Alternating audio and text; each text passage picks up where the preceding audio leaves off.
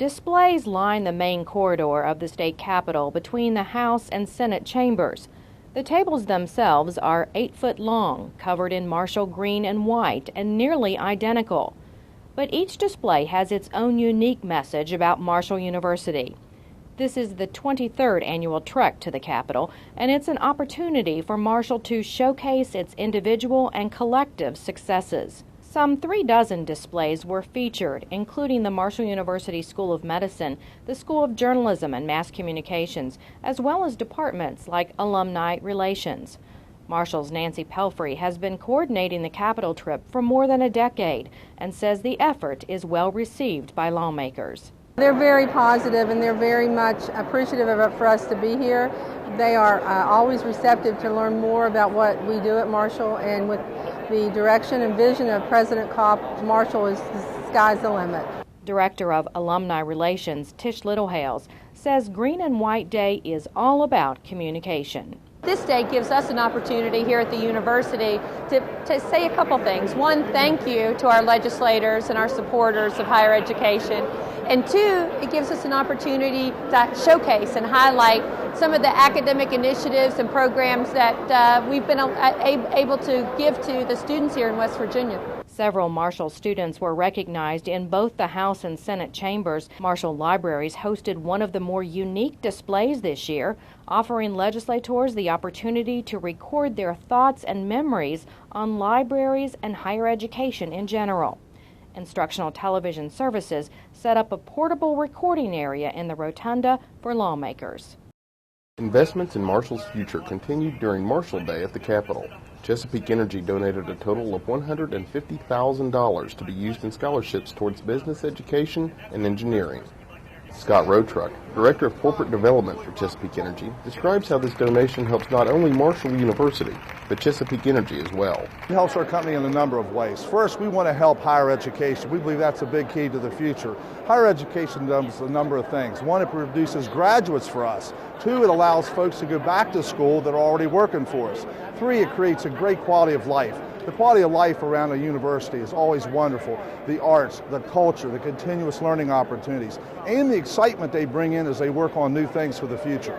Marshall University President Stephen J. Kopp tells us how important scholarships like these are to the university. Scholarships provide opportunities for students who, especially those who otherwise could not afford to attend college, And when you look at the direction and the focus of these scholarship gifts, these are very important areas: business, engineering, leadership. These are important areas for the future of the state. Marshall University senior engineering student Nathaniel Henson describes how important this scholarship is to him. It means a lot to me. I've got several student loans that I've got to pay off after college, and this is really helping out a lot, get me on my feet, and it really does mean a lot to me personally. The $150,000 donated to Marshall University will be used for scholarships over a 5-year period. For We Are Marshall Today, in Charleston, I'm Mike Powers. I'd like to welcome everyone to Morrow Library. This is one of our many libraries that we have on campus and around the state. Some years ago, Dean Winters and Carolyn Bagby, I believe, came to us and said, we'd like for you to come up here and look at this thing and see what we've got. For faculty who are teaching courses that can benefit from having students look at these archives, review them, study them, analyze them, it's simply a matter of creating a hyperlink into the course materials electronically or digitally, where the students can go right to the repository and look at it and view it.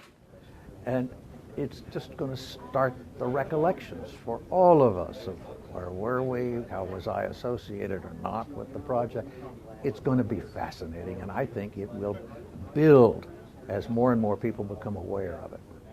Footage from the legislators from Washington, the senators. You ought to see House of Delegates Robert Byrd when his hair was as black as coal. This is only the beginning. Over the year, we'll be indexing lots of video. You'll be able to actually go to your birth date and pull up video, as well as do searches and indexes for certain topics. So now here we are. Everything's organized, everything's cataloged, everything's digitized and available as a resource for everybody, well, almost everything, I guess. This is truly a labor of love. It's a project that has, I think, inspired everyone who's been associated with it. As is mentioned, to be able to click on and see what happened on your birthday 50 years ago is something that's a flashback. It has been a long and cumbersome project and difficult in many ways.